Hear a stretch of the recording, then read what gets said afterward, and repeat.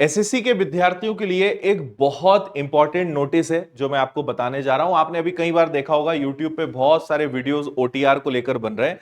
One time registration आखिर क्या है, किन विद्यार्थियों के लिए बहुत इंपॉर्टेंट है और किन्हें इसका फायदा ले लेना चाहिए, या अगर आपने कोई गलती करी है रजिस्ट्रेशन में तो आपका फॉर्म रिजेक्ट भी हो सकता है। तो काम की बातें हैं, ध्यान से सुनिएगा, आपको सारी चीजें इसमें पता चलेंगी। आपको पता है कि सबकी शुरुआत जो है सीजीएल के नोटिफिकेशन आने के बाद होती है, जो भी जून महीने में आया। इसका पूरा वीडियो भी हमारा अपलोड है, आप इसको देख सकते हो। और हमने 60 दिन आपका पढ़ने का तरीका क्या होना चाहिए इस पर भी वीडियो यूट्यूब पे बनाया है, ये वीडियो भी आप देख लीजिएगा। तो ये है एसएससी का नोटिस और इसको अब हम डिटेल में समझते हैं। देखो हुआ क्या था कि एसएससी ने जो वन टाइम रजिस्ट्रेशन होता है, आपको पता है कि उसमें आप बाद में मॉडिफिकेशन नहीं कर सकते, लेकिन फिर भी एसएससी ने इसकी डेट दे दी थी कि भाई अगर किसी को चेंज करना है तो 31/5/2025 तक वो कर सकता है। अब नोटिफिकेशन ही जून में आया, मई लास्ट डेट थी जबकि नोटिफिकेशन जून में आया।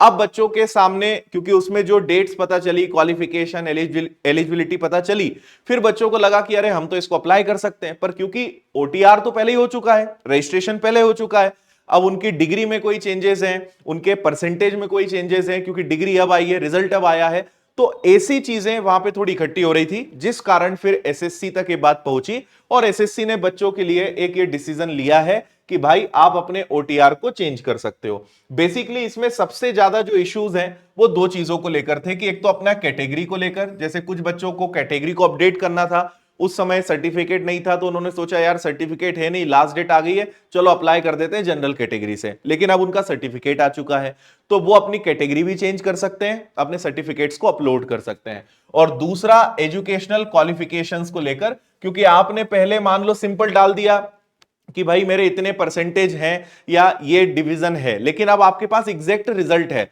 तो आप इसको भी अब मॉडिफाई कर सकते हो। तो ये दो बड़ी चीजों को आप यहां पे चेंज कर सकते हो जो एसएससी ने मेंशन किया है।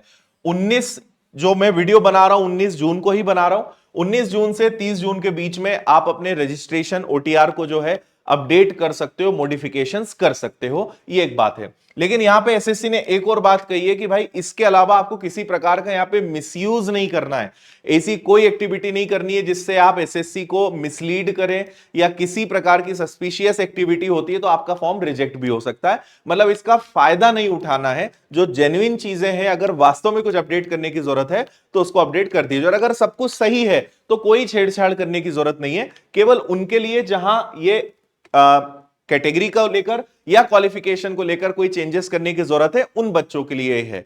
लेकिन आपने वैसे सब कुछ सही करा है तो कोई दिक्कत नहीं है, लेकिन फिर भी अगर आप कुछ छेड़छाड़ करते हो, गड़बड़ करते हो, तो आपका फॉर्म रिजेक्ट हो सकता है।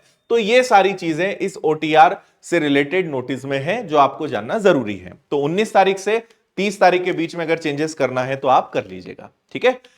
बाकी विनर्स का एप्लीकेशन है, आप बहुत अच्छे से तैयारी शुरू कर सकते हो। 21 जून से नए बैचेस स्टार्ट हो रहे हैं। बाकी ऑफलाइन पढ़ना है आप इंदौर आ सकते हो। तो ये सब चीजें आपको जून महोत्सव के वीडियो में या विनर्स के एप्लीकेशन पर मिल जाएंगी। थैंक यू, जय हिंद।